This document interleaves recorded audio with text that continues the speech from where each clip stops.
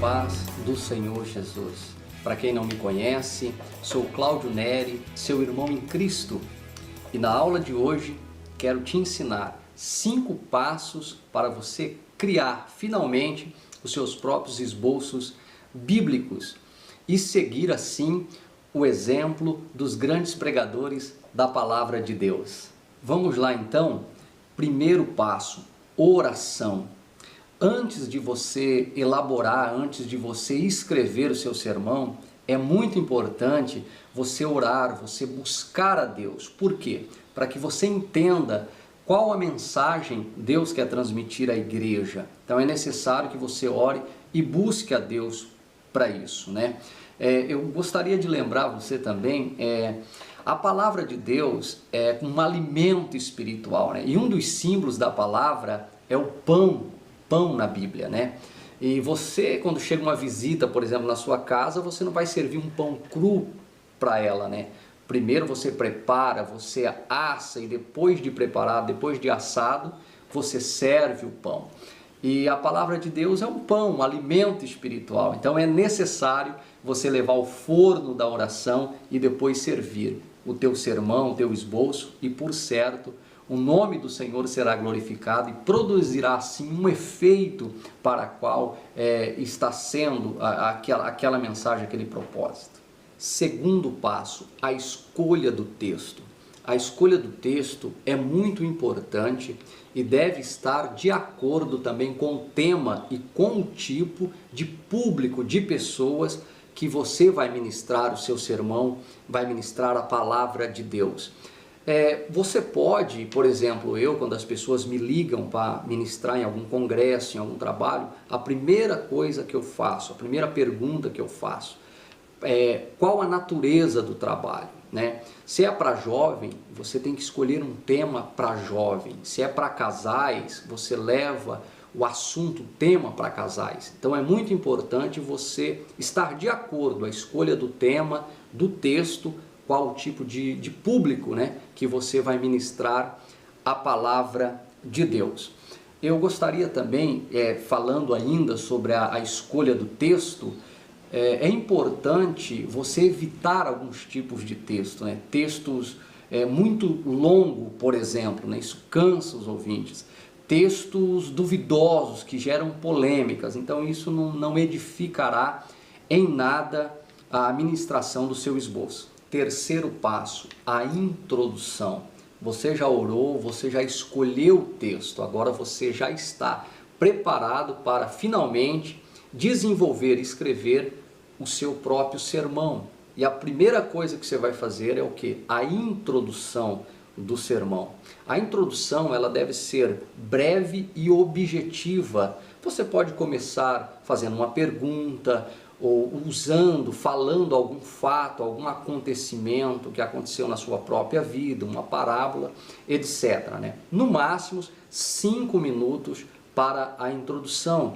Ela deve ser bem feita, deve ser bem feita, porque é na introdução que você vai ganhar, que você vai prender a atenção dos ouvintes para que desperte neles o interesse de continuar ouvindo a sua mensagem, a sua pregação. Quarto passo, o corpo do sermão, ou seja, o desenvolvimento do sermão. Aqui você vai passar a maioria do tempo, é a hora da ministração, né? Lembrando que nós estamos fazendo aqui algumas anotações, desenvolvendo o sermão. E para que isso fique mais prático para você, é necessário você dividir o seu sermão em tópicos, de 2 a 5 tópicos, né? Por que isso? Isso vai te ajudar a memorizar e lembrar-se dos tópicos importantes na hora da ministração. Agora, se você não quiser levar anotações para o púlpito, não tem problema. Você pode fazer o esboço na sua própria mente. Por exemplo, primeiro vou falar sobre Elias. Segundo, vou falar sobre ele estando no ribeiro de Querite.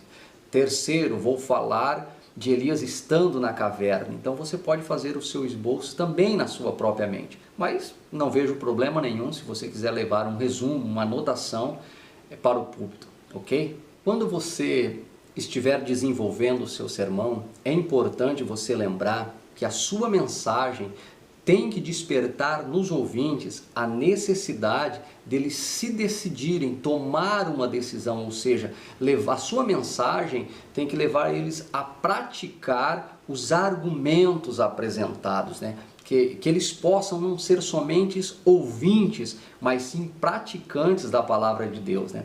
Lembra das palavras de Jesus? Ele disse assim: o homem que ouve as minhas palavras e as pratica, compará-lo-ei ao homem que edificou a sua casa sobre a rocha. Veio o vento, veio a chuva, veio a tempestade, bateu contra aquela casa, porém ela não caiu, porque estava firmada na rocha, e a rocha é Jesus Cristo de Nazaré. Quinto passo, conclusão.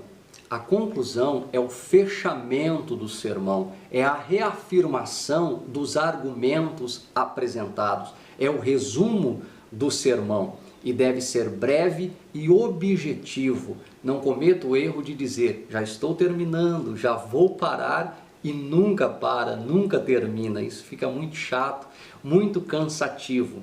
Na conclusão, você pode fazer o convite também para que as pessoas se decidam por Cristo Jesus. Faça isso com dedicação, faça isso com muito amor e, por certo, o nome do Senhor será glorificado através da sua vida.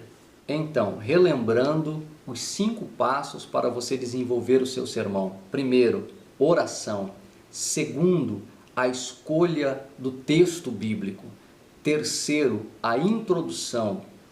Quarto, o corpo, o desenvolvimento do sermão. E quinto, a conclusão. Finalizando, eu gostaria de citar um texto bíblico que está ali em Hebreus, capítulo 4, versículo de número 12.